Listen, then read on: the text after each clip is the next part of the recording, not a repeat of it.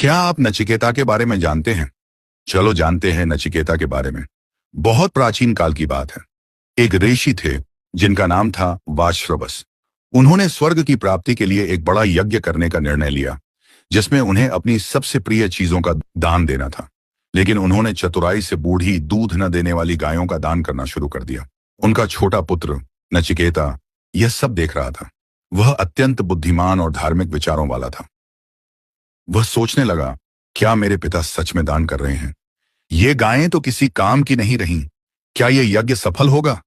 उसने कई बार अपने पिता से पूछा, पिताजी, आप मुझे किसे दान देंगे? शुरू में वाश्रवस ने उसे अनदेखा किया, लेकिन जब नचिकेता ने बार बार वही प्रश्न पूछा तो क्रोधित होकर पिता ने कह दिया, मैं तुझे यमराज को दान देता हूं। वाश्रवस ने यह बात क्रोध में कही थी, परंतु नचिकेता ने इसे सत्य मान लिया। उसने कहा, यदि मेरे पिता ने मुझे यमराज को दान दिया है तो मैं वहीं जाऊंगा। और इस प्रकार वह अकेला चल पड़ा यमलोक की ओर। नचिकेता यमराज के द्वार पर पहुंचा, लेकिन यमराज उस समय अपने महल में नहीं थे। नचिकेता ने बिना किसी डर के 3 दिन और 3 रातें वहीं बिताईं, बिना भोजन, बिना जल। तीसरे दिन यमराज लौटे। उन्होंने देखा कि एक ब्राह्मण बालक अतिथि के रूप में उनके द्वार पर 3 दिन से भूखा प्यासा बैठा है।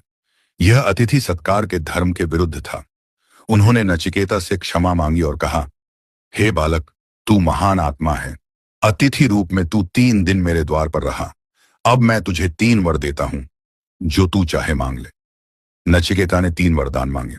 पहला वर, नचिकेता ने कहा, हे यमराज, जब मैं अपने पिता के पास लौटूं तो उनके हृदय में शांति हो।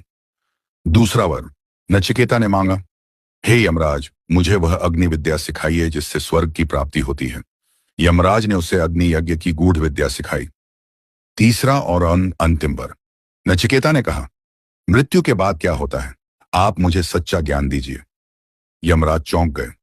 उन्होंने कहा, हे बालक, यह प्रश्न अत्यंत गूढ़ है। इसे देवताओं ने भी पूर्णतः नहीं समझा। तू सोने के रथ मांग ले, गंधर्व कन्या है, 100 वर्षों का जीवन, पर यह प्रश्न मत पूछ। लेकिन नचिकेता अडिग रहा। उसने कहा, हे यमराज, ये सभी सुख नश्वर हैं। एक दिन सब समाप्त हो जाएंगे। मुझे केवल सत्य चाहिए, बाकी सब व्यर्थ है। यमराज मुस्कुराए। यमराज ने उसे गूढ़तम ज्ञान दिया जो आज कठोपनिषद के नाम से प्रचलित है। नचिकेता ने यह ज्ञान पूरी श्रद्धा से ग्रहण किया और मुक्ति का मार्ग जान लिया। क्या आप इसी प्रकार की हिंदू धर्म की कथाएं जानना चाहते हैं तो हमारी चैनल को सब्सक्राइब करें।